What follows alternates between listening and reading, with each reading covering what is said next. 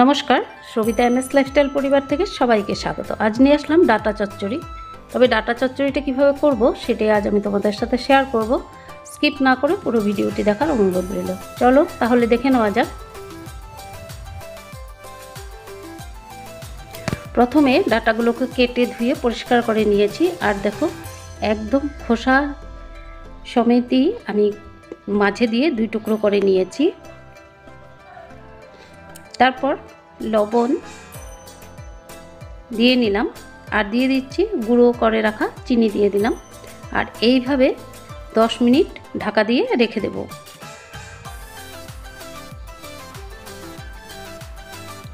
চলে আসলাম ওভেনের কাছে। ওভেনের উপরে ফ্রাই প্যান বসিয়ে দিয়ে দিলাম 2 টেবিল চামচ পরিমাণ সাদা তেল। তোমরা চাইলে সরষের তেল দিয়েও করে নিতে পারো। আর আলু ভেজে নিচ্ছি। আলুগুলোকে বেশ লম্বা লম্বা করে কেটে নিয়েছি আর দিয়ে দিচ্ছি হলুদ আর লবণ। এখন আমি বেশ লাল করে ভেজে নেব।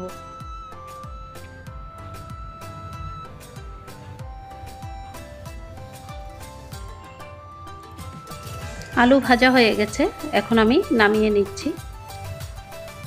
ওই তেলেই দিয়ে দিচ্ছি ফোড়নে 2 শুকনো লঙ্কা আর কালো জিরে। 1 সেকেন্ডের জন্য নাড়াচাড়া করে দিলাম। এখন দিয়ে দিচ্ছি ডাটাগুলো দিয়ে খুব ভালো করে নাড়াচাড়া করে নেব।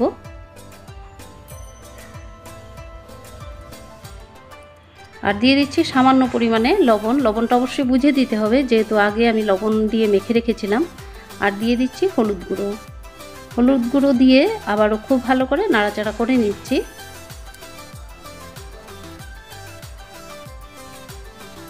আর দিয়ে দিচ্ছি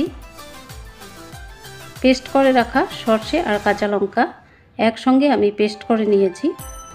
এখন আমি খুব ভালো করে নাড়াচাড়া করে নেব। খুব ভালো করে কষাবো না, সরষে দিয়ে বেশি একটা কষানো যাবে না, তাহলে কিন্তু তেতো ভাব চলে আসবে।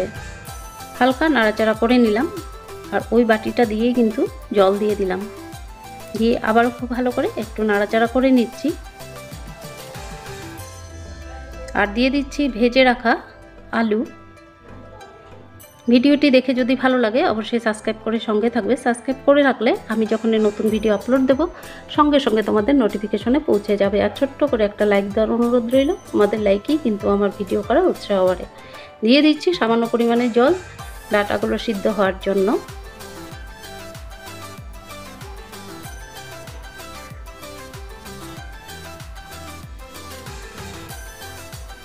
এখন আমি 5 মিনিটের জন্য ঢেকে দেব।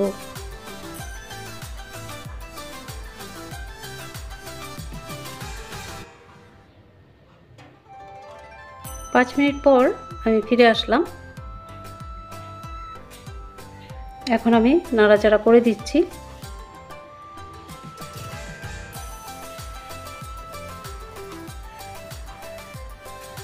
আর এইভাবে শুকনো শুকনো করেই কিন্তু রান্নাটা করব। আর শুকনো করলেই কিন্তু ডাটাটা খেতেও ভালো লাগে। এখন আমি গ্যাসের ফ্লেম অফ করে 10 মিনিট আমি এইভাবে রেখে দেব। 10 মিনিট পর আমি পরিবেশনের জন্য রেডি করে নিলাম। পুরো ভিডিও জুড়ে সঙ্গে থাকার জন্য অসংখ্য ধন্যবাদ। আজকের মতো রাখছি, আবার আসবো নতুন একটি ভিডিওর সঙ্গে। সবাই খুব ভালো থেকো, সুস্থ থেকো। নমস্কার।